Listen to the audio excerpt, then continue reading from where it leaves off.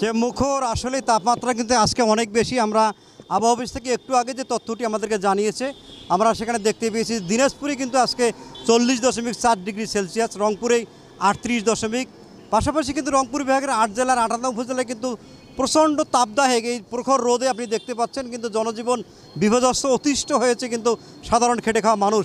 আজকে আমরা যে জায়গায় দাঁড়িয়েছি, আমরা এই জায়গাগুলো কিন্তু পরিপূর্ণ দেখি একসময় লোকে লোকারণ্য থাকেই দেয়, কিন্তু রোদের কারণে প্রচণ্ড গরমের কারণে কিন্তু লোকজন কম বের হচ্ছে। আপনি দেখতে পাচ্ছেন যদিও কিছু অটোরিকশা দেখা যাচ্ছে, কিন্তু প্যাসেঞ্জার কম। এখানে তারা বলছেন যে আমরা কিন্তু এই রোদের কারণে লোকজন কম বের হচ্ছে, আমরা লোক কম পাচ্ছি।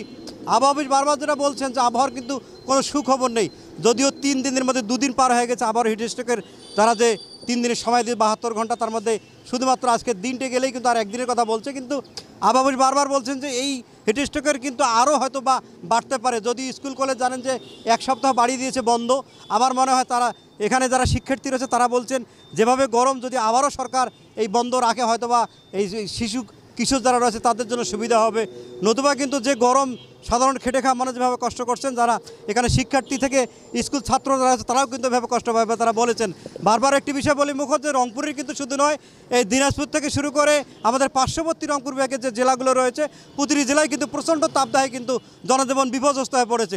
এখানে আবহাওয়া অফিসের পক্ষ থেকে যদি বলা হয়েছে আবহাওয়া বাড়তেই থাকবে, এখানে গরম বাড়তেই থাকবে, সেক্ষেত্রে কিন্তু এখানে আমাদের স্বাস্থ্য বিভাগ থেকে বলা হয়েছে, কিন্তু এখানে স্বাস্থ্য বিভাগ থেকে বলছেন বারবার যে এখানে আক্রান্ত সংখ্যা বাড়ছে, হাসপাতালে রোগীর সংখ্যা বাড়ছে, সেক্ষেত্রে কিন্তু আরও তারা স্বাস্থ্যবিধি মানার জন্য বলছেন মুখর।